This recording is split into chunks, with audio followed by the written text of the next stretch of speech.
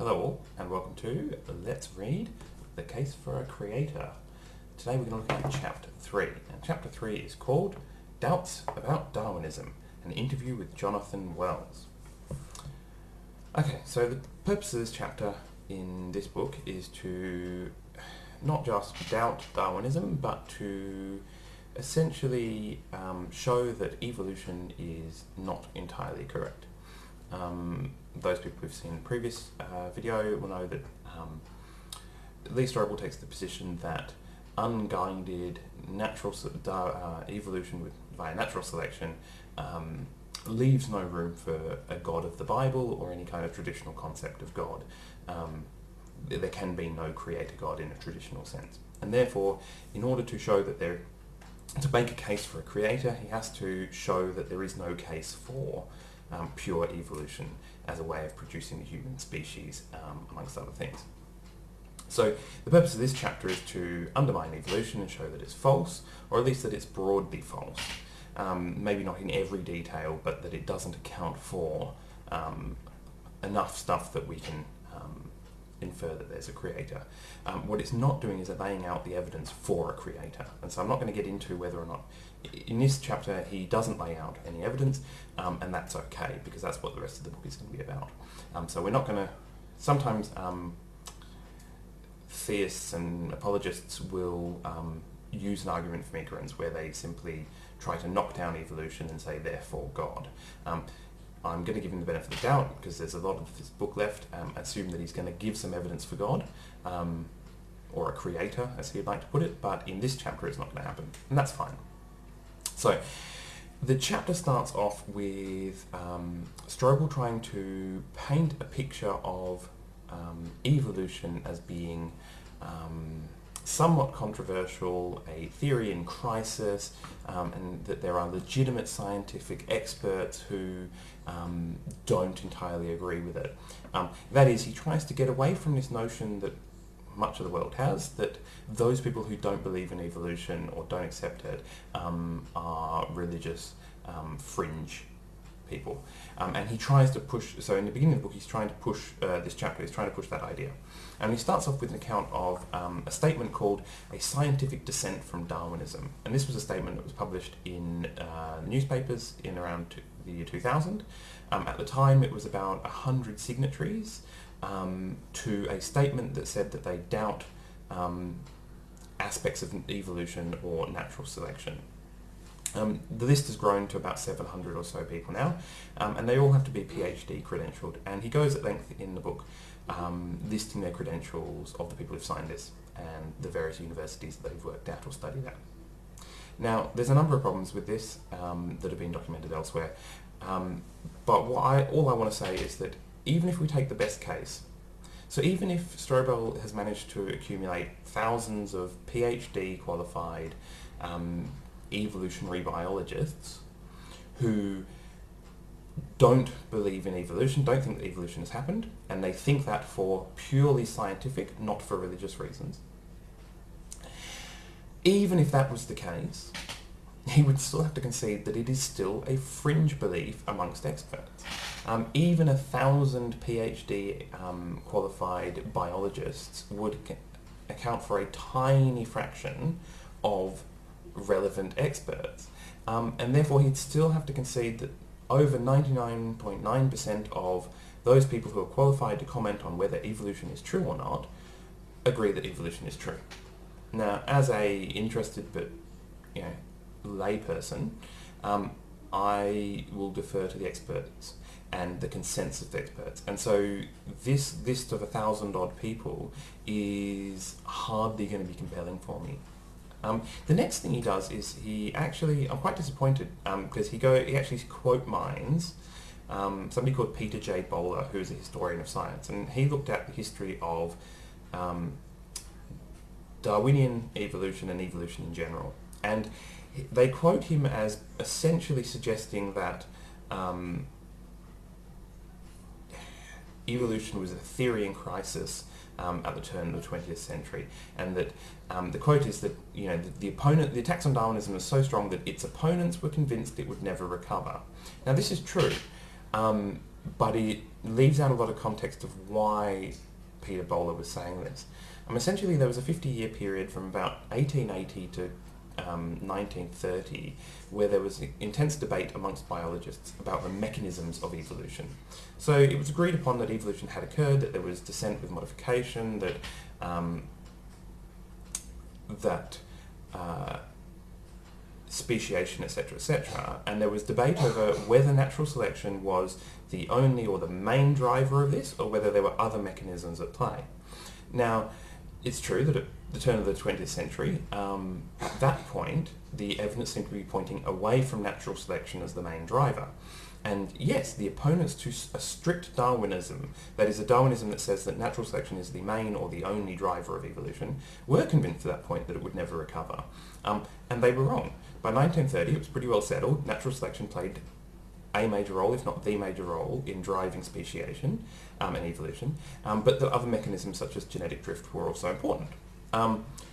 During that time period, there were also some creationist arguments made, but none of these survived the intense research and debate that was occurring amongst experts. And so by the end of that period, evolution was not just accepted, evolution was accepted basically from before that, but natural selection as its main driving force behind the speciation events was accepted by the overwhelming consensus of the experts. And that was 1930, so at this point we're looking at 85 years ago. So it's not, there is no, in no sense is it a theory in crisis in the scientific community at this point.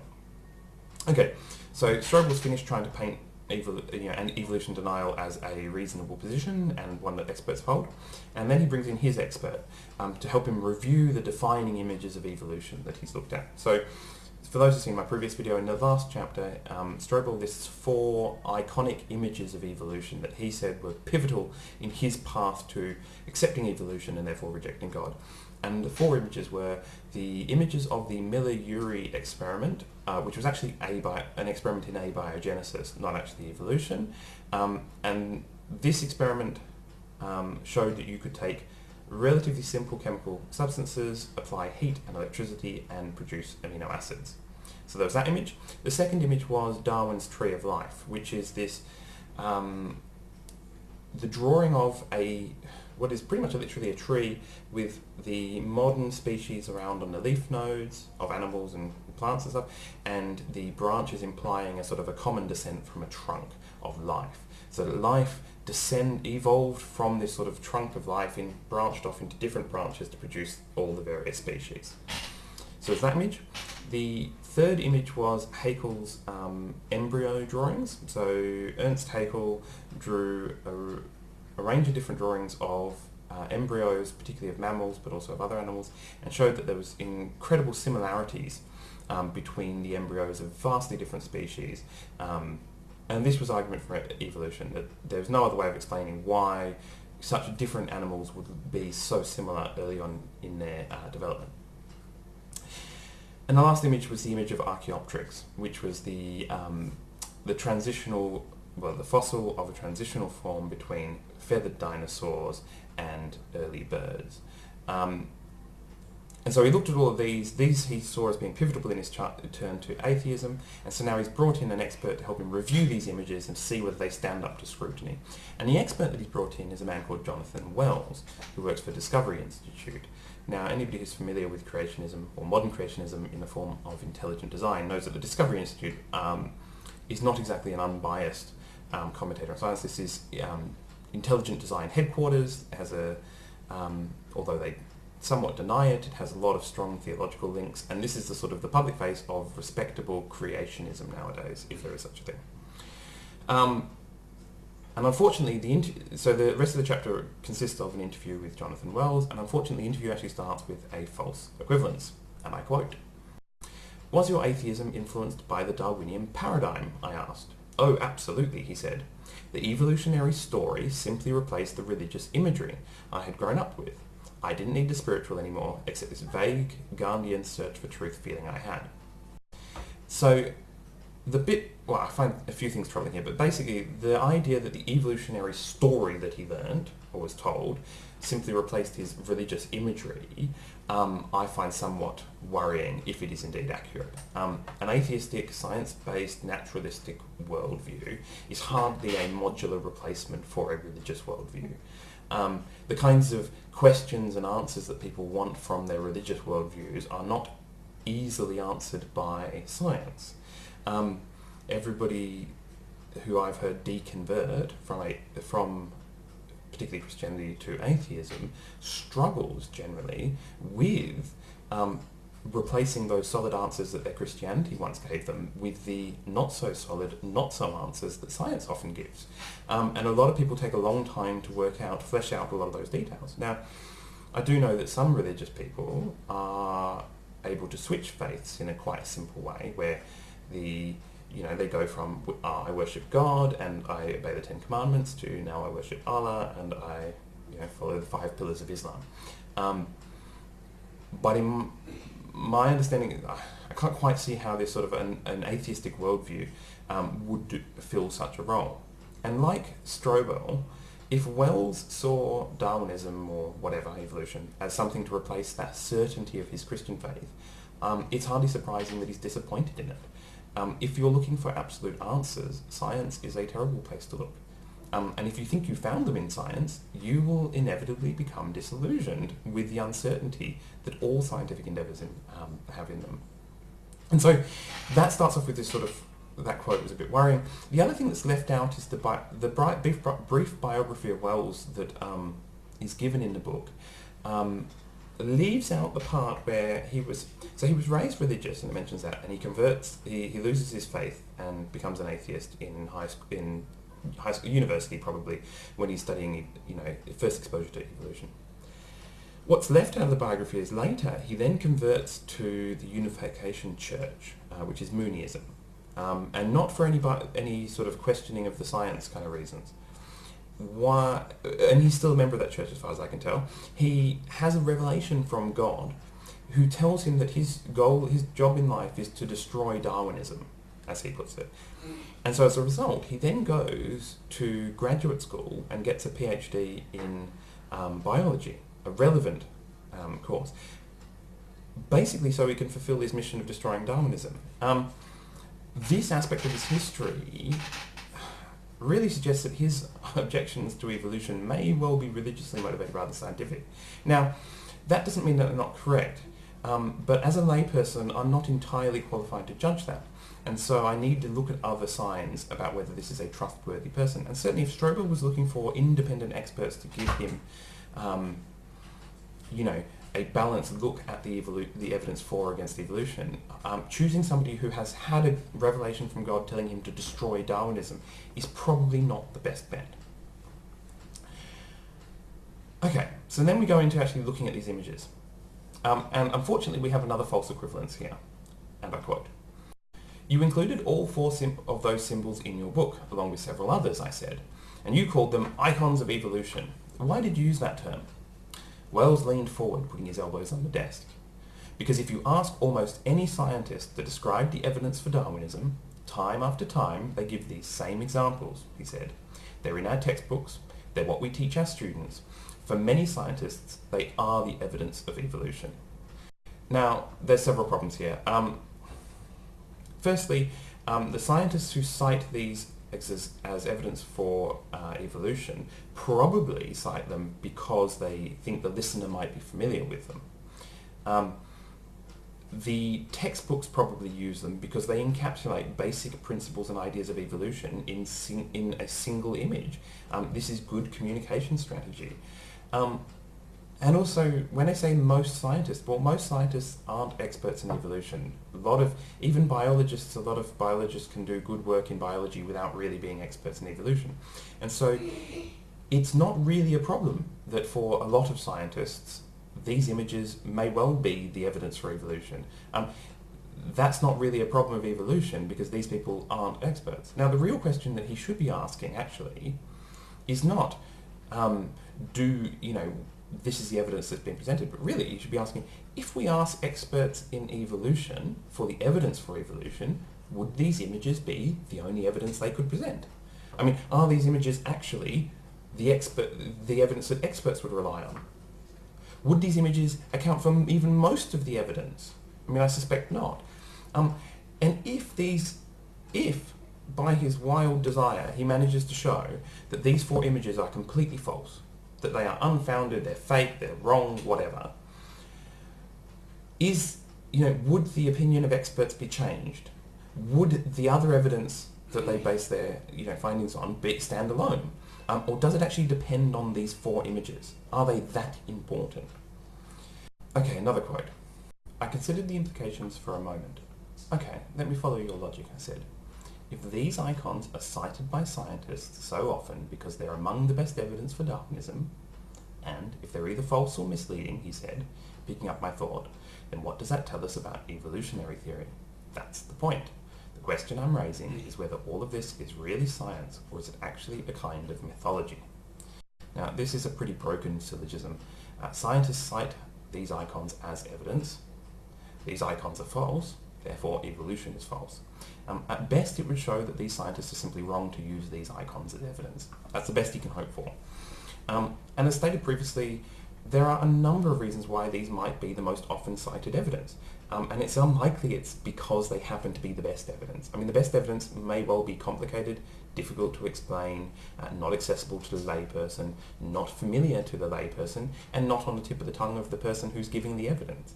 And so the fact that these are the most often cited evidence doesn't mean that they are the best evidence, and therefore refuting them is hardly a refutation of evolution.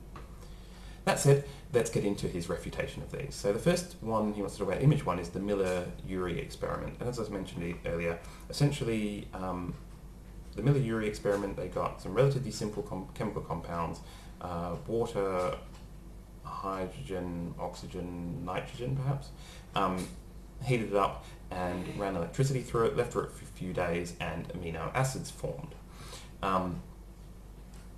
And so this is Wells's takedown of it, and I quote, "Obviously, the significance of Miller's experiment, which to this day is still featured in many biology textbooks, hinges on whether he used an atmosphere that accurately simulated the environment of the early Earth."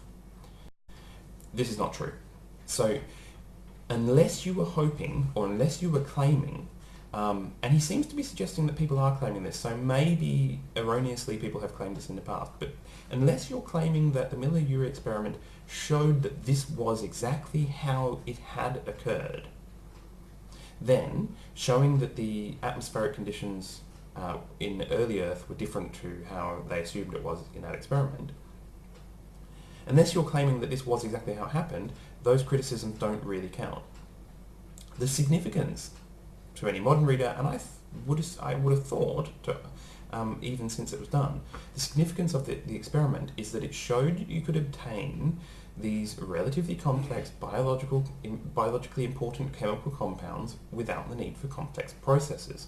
So it showed that you could have simple, naturalistic processes that led to fairly complex, biologically important molecules like amino acids. Now, I don't know whether people were sort of claiming that that this established a complete theory of abiogenesis, because it doesn't.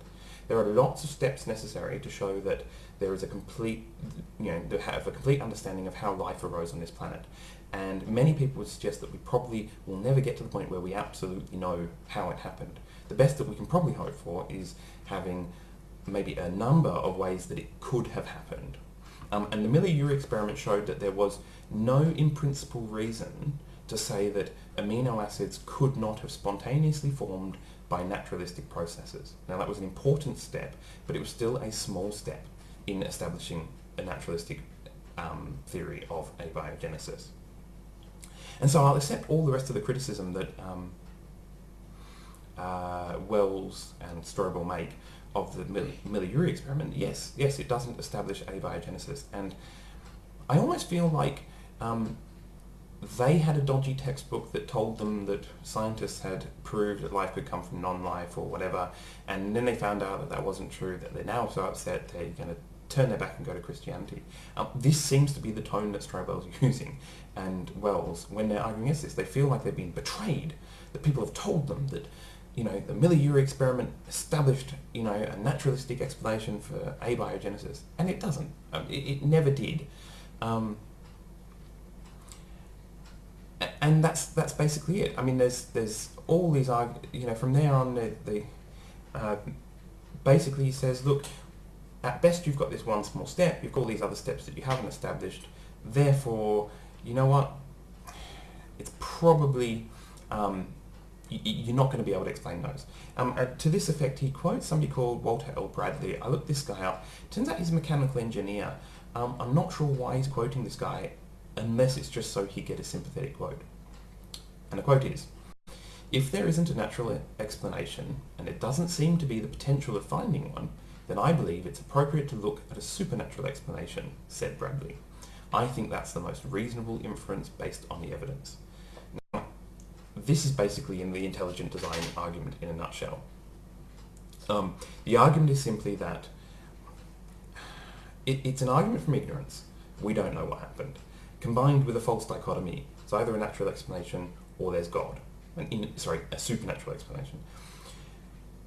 There's no attempt to canvass the full range of supernatural explanations. There's no attempt to go, well, if there's no naturalistic explanation, you know, it could be any one of, you know, an infinite possibility of supernatural explanations. No, it's a quick jump from we can't or haven't explained it to God must have done it. And here's the problem with this. It's completely plausible to me that maybe there are things about our evolution, abiogenesis, facts of the universe, whatever, that human beings will never be able to explain. That is something that I can completely envisage us living in a universe like that, where there are aspects of existence that we simply cannot explain. And never would that be a justification for saying that there must have been a supernatural explanation. That is the problem with an argument from ignorance.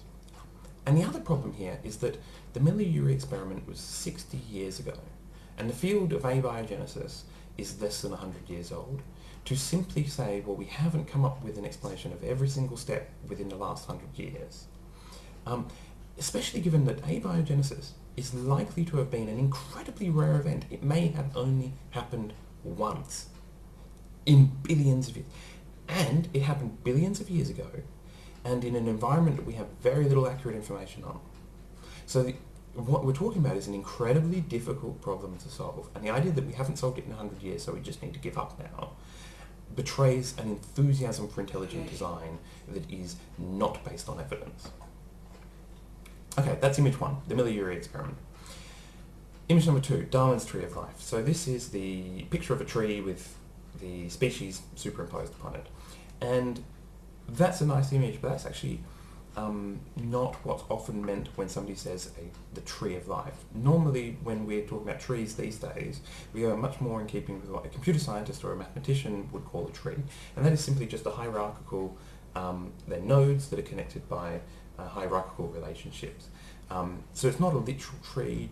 It probably isn't best pictured as a tree because that suggests a certain kind of size and shape to it that may not be present in the data. So when you look at the way that species branch off each other, you sometimes have lots of little branches and then long stretches, and then little branches and long stretches. And it doesn't look anything like a biological tree, as it were, or an actual tree.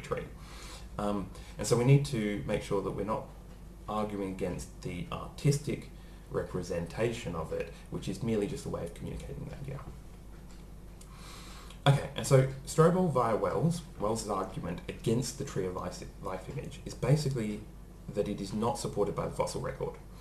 So he spends a bunch of time, a lot of time showing that, or arguing that, we do not get this nice branching tree of species with ancestor species all the way down to a common ancestor in the fossil record.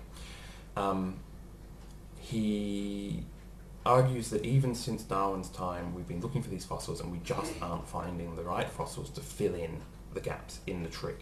And therefore, essentially what we've got, his argument is akin to the idea that what we've got are the stars in the sky, and evolutionists are looking at them and superimposing a constellation on them that just simply isn't there. That all we've got are these dots. We've got these species, these fossils, and the evolutionists are drawing lines to connect them together that simply aren't there.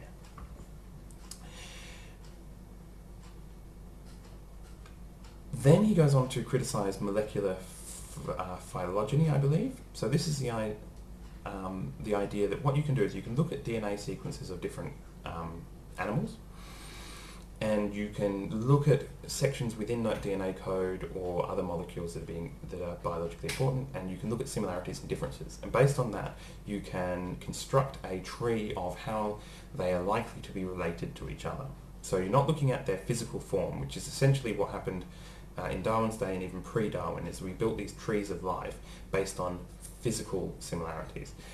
With the molecular phylogenies, you can do that now with DNA. And we have a quote from Wells saying why this is problematic, and I quote, "If you compare this molecular tree with a tree based on anatomy, you get a different tree. You can examine another molecule and come up with another tree altogether.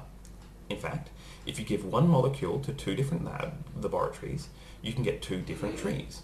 There's no consistency, including with the dating. It's all over the board. Based on all of this, I think it's reasonable for me, as a scientist, to say that maybe we should question our assumption that this common ancestor exists." Okay, this criticism actually misses the point. That the proposed trees differ, depending on the method used, is less important than how they differ. So, if this universal common ancestor tree of life hypothesis was false, right, then we'd expect that when we analyse different molecules, we would get different trees. And we'd also expect that any commonalities between those trees would be purely by chance. So, more recent species or older species would be no more or less likely to coincide in those two trees. What we find in actuality is that trees tend to agree more in the more recent branches and disagree with the earlier branches. That is, so when we look at how similar, say, the apes are, humans, chimpanzees, orangutans, gorillas, etc., etc., regardless of which method you use, they generally agree, they all seem to agree, humans are closer to chimpanzees than they are to gorillas, they're closer to, and so on and so forth. They then disagree on precisely when and where the branching would have happened. Did the orangutans branch off first, or was it, another kind of ape? Was it, X million years ago, or was it, Y million years ago? This is what we'd expect to happen due to the limitations of the data we have. The best data we have is for this species that we can access now, the most recent species. The worst data we have and the most incomplete data we have is for the earliest ancestors, because we have to imply that from implications. So yes, the trees will differ, but the fact that they differ in a particular way, they systematically differ more and more the further we go back into the past, and they agree the most at the beginning, suggests that the tree of life hypothesis is evidence for the tree of life hypothesis, if you like. If that wasn't true, we would expect to see a completely different kind of differing. We would expect that there's no reason why humans and chimpanzees should be most related by anatomy and by all the various chunks of DNA. They could be, we could find on one analysis they're highly related and on another analysis completely unrelated, and that we'd be more related to a dog. And this is completely not what we find. So the broad brush evidence, if you look at the evidence as a whole and overall, it's strongly in support of the tree of life. If you look at every nitpicking little detail, yeah, the techniques are not good enough. The evidence maybe not techniques, but the evidence we have access to is not, the data we have is not strong enough for us to pin down every single piece. And this is a fairly common criticism based on a misrepresentation of the limits of science. Science always involves uncertainty. But to look at the uncertainties and say, therefore, the whole of it is wrong, is to miss the point that most of what science gets right, and most of the way it progresses, is in these broad brush strokes. And the small differences, we can quantify them, we can minimize them, and we can remove them as a factor. The third image is Haeckel's embryos. here Wells goes over the problems with Haeckel's embryo drawings. For those who haven't seen my previous video or aren't familiar with it, Ernst Haeckel was an embryologist. He drew lots of diagrams of various embryos from different species, which he then published in his book. And he basically committed, there's some argument about whether he was ever convicted of fraud, but basically he committed fraud. So we know that his argument was that there's extreme similarities between embryos at an early stage, and part of the way he showed this was by copying the woodcut for one species and using it for other species as well. There's also some argument that he fudged some of his drawings. So the three criticisms that Wells levels at him is that, yeah, he copied some of his drawings so they would look more similar than otherwise. Second, that he cherry-picked specific species that would look more similar and left out those species whose embryos look, less similar. And the third criticism he has is he misclassified the age of some of the embryo drawings so as to push the similarities earlier in development rather than later. And look, this criticism is broadly true. I'm not going to defend Haeckel's embryos. It seems like a relatively complex and technical subject, but it misses the point. The biggest mistake regarding Haeckel's drawings is the continued use of them in textbooks. They are flawed, they're outdated, and they're simply not necessary. And because of the controversy around it and the errors with it, we shouldn't be using them in textbooks because we don't need them. And plenty of scientists have recognised that and are arguing for them not to be used. But this does not undermine embryology as evidence for evolution. We do not depend on Haeckel's drawings for that. The facts of the similarity between embryos was known before Haeckel. We don't depend on his drawings. We can simply look at embryos if we wish to establish this. And they are similar or not, regardless of whether his drawings are accurate or not. Sure, these days, these drawings probably shouldn't be used, but at worst, they're being used to communicate the idea of evolution. And they communicate it well. So at worst, you can say is you're using discredited drawings to argue for as something which we know is true. And discrediting his drawings doesn't discredit evolution. Then go on to talk about gills. And here, basically, Wells takes issue with this idea that human embryos have gills or gill-like structures during their pharyngeal stage, I think, of development. And he lists his childhood copy of the World Book Encyclopedia, an article in Life magazine in 1996, and literally some contemporary biology textbooks, he doesn't actually say which ones, as all asserting that human embryos have gills or gill-like structures. And look, on this point he's kind of right. Embryos don't have gills. Even fish embryos don't have gills. The statement that they do have gills or gill-like structures is basically an oversimplification for a non-technical audience. Or perhaps it's a mistake of imprecise language in a textbook. Look, what embryos do have is a homologous structure that develops in some species into gills and other things in other animals. The argument from embryology is that the vastly different adult forms have surprisingly similar embryos, that this one structure that in fish turns out to be gills and in humans turns out to be something quite different altogether is in itself evidence for evolution. Wells then uses this terrible straw man. He says, evolutionists used to teach that famous phrase, ontogeny recapitulates phylogeny, as if anyone in the last 100 years has taught that.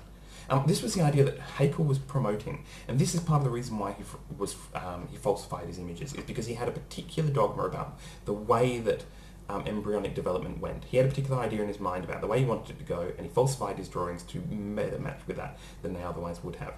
And his idea was that the embryo goes through the various phases of all the species that had led up to its current species. And we know this is false. No one's taught this in 100 years, and he slips it into the book as if literally that's what's being taught in textbooks these days. Because he says, look, they use these pictures, and then this is a discredited Haeckel idea. People are saying that. Okay. Then we have another section where we talk about homology. Basically, the idea here is that homology is when anatomical structures or DNA are present in different species because they were present in a common ancestor. A good example is the similar underlying bone structure of a human hand and a bat's wing. even with a pterodon. Interestingly, pterodon has similar bone structures, and the large outer flap of their wing has a bone which is their little finger. Literally, their little finger comes all the way over and that produces a big flap of the wing. Despite being outwardly very different and serving very different purposes, the underlying bone structure is almost identical. Now, this is a strong argument for common descent, especially when they serve different purposes. Now, here's Wells' argument against it, and I quote, "But does this prove common ancestry? No, it's just as compatible with common design as it is with common ancestry. A designer might very well decide to use common building materials to create different organisms." Okay, so here Strobel Wells is subtly moving the goalposts from disproving evolution to showing intelligent design is compatible with our knowledge, and these are two very different statements. So this chapter was supposed to disprove that evolution is true, and here what he's saying is no. It's just that common design is just as compatible with the evidence as common ancestry. And sure, it's theoretically possible to have an intelligent designer guiding the evolutionary process, but this is akin to having a god that helps the planets keep to their orbits, or that pulls the apple down to Earth at precisely the rate of gravity. This is a completely unnecessary designer. Further, it's a designer that's produced shocking design faults that no designer with forethought would have done. And it's a designer that's indistinguishable from no designer. And so just because he says, yes, homology doesn't prove common ancestry, well, yeah, it kind of does, because the only designer that would choose to do something that way is a designer that was basically just being evolutionary. The last image number 4, is the Archaeopteryx missing link, as he calls it. Now, Archaeopteryx is widely considered to be the first, or possibly one of the first birds. It's a fossil, but it is also considered a transitional form between birds and feathered dinosaurs. Now, firstly, Wells returns to the idea that even if it's a transitional form, it could have been designed that way by his designer. Same sort of argument that, could have evolved quite happily to be it, but, maybe we can just shove a designer in there anyway. Then he states that Archaeopteryx is just a bird and not a transitional form. And then he quote mines some experts who say that it isn't an ancestor of modern birds. And look, the problem with all of this is that it's a misunderstanding of what a transitional form is. So, and the terms here are used in not entirely precise ways sometimes. So basic idea of a transitional form is that we have two groups, we have an ancestor and descendant species, and we have a species that's plonk in the middle that shows characteristics similar with the ancestor and the descendant. So far so good. So one of the ones they often use, so Archaeopteryx, stick with that. We have feathered dinosaurs, we have birds, and here's Archaeopteryx in the middle. Now, everybody agrees that Archaeopteryx is a bird. That's fine. But it also does have some characteristics in common with feathered dinosaurs. Maybe not a huge amount, but there it is. Now, because we're dealing with fossils here, it's technically not correct to call it a transitional form, and this is where he can find quotes of people saying similar things. Because what's happened is, the vast majority of all species that have ever lived have not been fossilized. Fossils are incredibly rare. So, the actual transitional form between feathered dinosaurs, say, and birds probably wasn't fossilized. But we know that Archaeopteryx is a very close relative to that transitional form. And so we can use Archaeopteryx as a reasonable stand-in for it, as long as we're aware that it's not actually the transition, it's not actually in that evolutionary lineage, it's slightly off it. And that's all it is. That's how he manages to find some experts that say, it's not a link between these two groups. Well, yes, it's not a link. It's very closely related to the actual link, as far as we can tell. But yes, it isn't the actual link. It still works as a transitional form in one sense, because it has the characteristics of both, and it shows a way that they could have evolved along that, and that they probably evolved. And like I said before with the abiogenesis, we'll probably never know some of these things for absolute certain, but we can get pretty close. Then he goes on to talk about frauds. Basically, so he wants to talk. Discusses a well-documented fraud called Archaeoraptor. This was a fossil that popped up, claiming to be a transitional form between birds and dinosaurs from China. And basically, it was found to be a fraud. And the bit he leaves out. Well, he then wants to claim that all Chinese fossils are suspect because, and I quote, this is what he says: "I have heard there is a fake fossil factory in northwest China." And based on these kind of things, I mean, I've heard that, Elvis isn't dead. Also, he then talks about there was one study that extracted a tiny amount of DNA from a dinosaur bone. I think it was 130 base pairs. And then matched it to various other, I think it was a Triceratops bone, and then they matched it to various other genomes that we know, and found that it was that 130 base pair tiny snippet was 100% match for turkey and some other birds. He then wants to say, he does some terrible equivocation and quote line to make the argument that they'd actually tested DNA from a dinosaur and found that the DNA was 100% turkey. That is, that they just contaminated their materials. And look, even if they had, I don't really care. On the basis of this, he wants to claim that the entirety of the fossil evidence can be dismissed because there was this one fraud. And he neatly misses out that the whole fraud of Archaeoraptor was exposed by scientists who were doing their due diligence. In the vast history of, the occasional fraud and hoax that have crept into the scientific evidence, invariably it is scientists themselves who've unmasked it, gotten to the bottom of it and discarded it. This is true with Haeckel's work. This is true with all the other frauds that I'm familiar with. And so the idea that because there are frauds means that we can't trust science misses the point that actually science, as far as we can tell, has been a very successful self-correcting enterprise. And it doesn't undermine the vast amount of evidence that exists. Even if there was one factory in northwest China pumping out these, transitional forms, at best that would undermine that one aspect, those one source of fossils.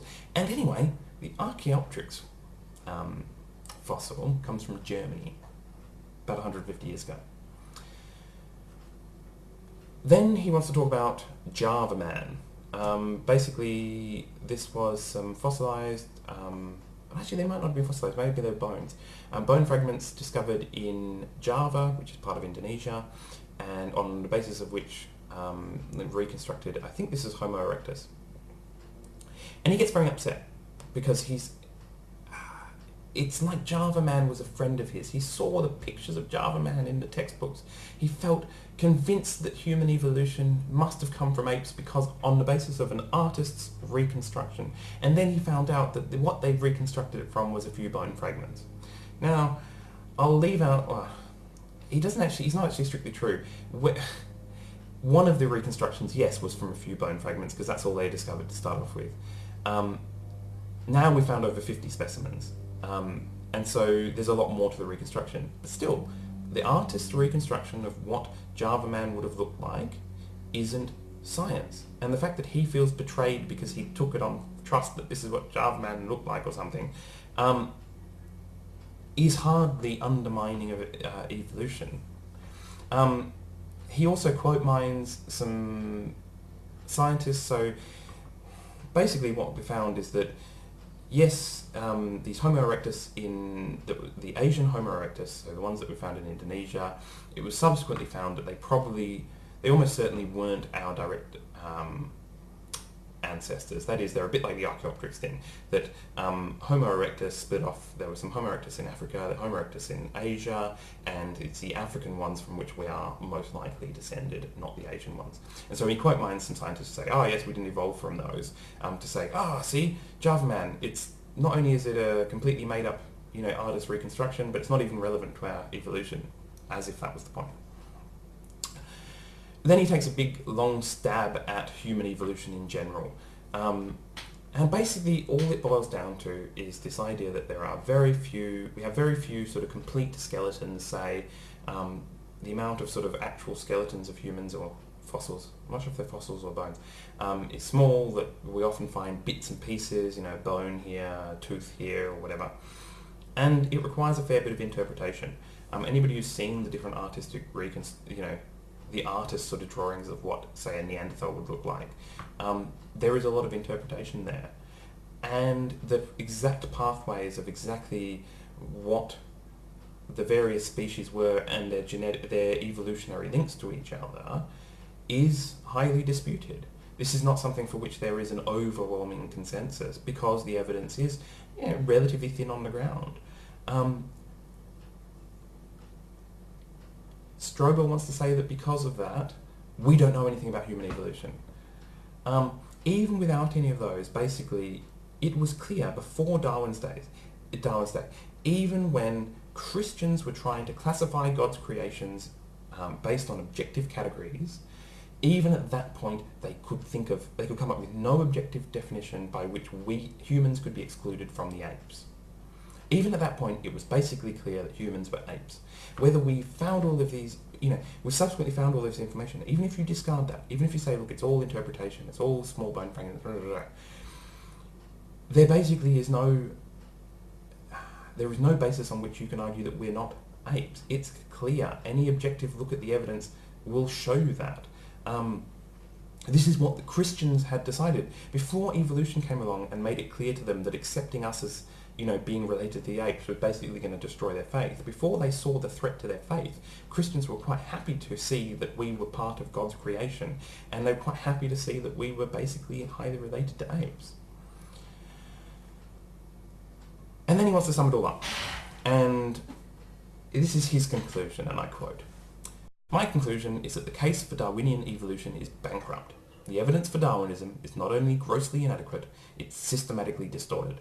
I'm convinced that sometime in the not too distant future, I don't know, maybe 20 or 30 years from now, people will look back in amazement and say, how could anyone have believed this?" Now the good news is that I'm reading this book 10 years. So we're halfway to this list of 20, and it doesn't look like anybody's going that way. And look, sometimes reading this book, it's a bit of a gish gallop. It's claim after claim after claim, and I felt myself wanting to do the research, wanting to read up and find out whether this was actually true. And time again, I found that actually it's not, that he was distorting and lying and quote mining to try and make it seem like evolution was built on these small amounts of evidence, and that these small amounts of evidence were shaky and rocky. And overwhelmingly I found it wasn't. Now, I want to finish up talking a little bit about this idea of relying on the consensus of experts, and I want to justify why I hold that to be the only, the right way to go in this case. So firstly, I want to point out that we are all non-experts. When it comes to the fields we're not experts in, that is, we're all basically lay people about the vast majority of human knowledge, and some of us are lucky enough to be experts in particular fields. So when we are confronted with a question or on a field that we're not experts in, when somebody says, do you believe in evolution? And I'm not an expert in evolution. I ask, what are the logically consistent ways in which I can respond? How can I approach this topic? So the first one, and perhaps the most obvious one, is to simply say, I don't know. And I think that is always a viable option. When somebody says, do you think this dark matter stuff really exists? I'm not a physicist, I don't know. And that's a perfectly reasonable response. And for the vast majority of human understanding, it doesn't really have an impact on our daily lives. Whether dark matter exists or not doesn't really change my life in meaningful ways in the here and now. And so to not have an opinion is fine. Evolution is a slightly different thing. If you're an atheist like me, if you're relatively active in sort of atheist circles, then you bump up against Christians, and this is something that Christians want to argue about. This is something that is a threat to their religion, and so it's something that people like me, who is as an atheist, I kind of want to have an opinion on. And so I can't just say, look, I don't know. I need to be able to say, well, maybe should I believe in evolution or not? And essentially, the one true way is to become an expert. So the beautiful thing about science and knowledge in general, that doesn't rely on revelation and faith, is that in principle, any one of us could take the time and the effort to become an expert in the field, to review the literature, to review all of the evidence that's out there, and come to your own reasoned opinion, and become part of the consensus of experts. And if you disagree with the experts, you could then publish your findings, you could argue against them, and you could try and convince the rest of the experts that you're right. And that's probably the one true way of coming to a reasonable conclusion, our own frailties aside. But that's not an option for me in most topics. I don't really have the time, the energy, or, to be honest, the inclination to really become an expert in a lot of this stuff. I have vague interests in evolution. I'm interested in the answers, but I'm not so interested in all of the methodology that has to go into producing the evidence by which people come to these conclusions. So yeah, I'm interested in the conclusions that evolution comes to. I'm not so interested in the methods. So is there another way? I mean, there has to be, and there is. So in those situations where we have a field where there are a large number of experts who have come to a consensus, an overwhelming consensus, in those situations I would argue that we can have a high confidence in the opinion that they've come to, and we can accept that as provisionally true, and we can be very confident in the outcome. So the reasons for this are twofold. So the first one is that in those situations, as far as I'm aware, there hasn't been a single major overturning of scientific thought. So in situations where there has been a number of experts who have come to an overwhelming consensus based on scientific reasons, they simply have not been overturned yet. So you might talk about things like flat Earth and stuff, but these were not scientific experts coming to scientific conclusions. So since the age of science, if you like, since the Enlightenment, I'm not aware of any major scientific consensus that has subsequently been overturned. At best, we've had modifications to theories. So Newtonian mechanics was modified by general relativity. This did not overturn it. The second reason why I think you can have high confidence in the consensus for experts is that because in principle any one of us can do the research and become the expert, the idea is that if there are sufficient experts out there, you can have a high confidence that unless you are an exceptionally strange individual, that you are adequately represented by that group. And that somebody or some people who are very much like you have done the research, have looked at the evidence, and have come to the conclusion. And that's a good predictor of what you would do if you became an expert. So unless you are somehow a very strange outlier, or the number of experts is so small that you are not represented in it, unless those conditions are true, we can have confidence that basically somebody's already done the work for you. And like all scientific truths, these are provisional. We wait for the new evidence. If new evidence comes in and proves it wrong, we revise our opinions. Okay, that's it for chapter 3, and my goodness, it was painful. I'm looking forward to chapter 4. Chapter 4 is where science meets faith, and this is a much more philosophical debate. And so I'm hoping this will require a lot less of me having to trawl through scientific mistruths that are being promulgated by him. I hope you've enjoyed this video, and I'll see you next week for the next one. Bye.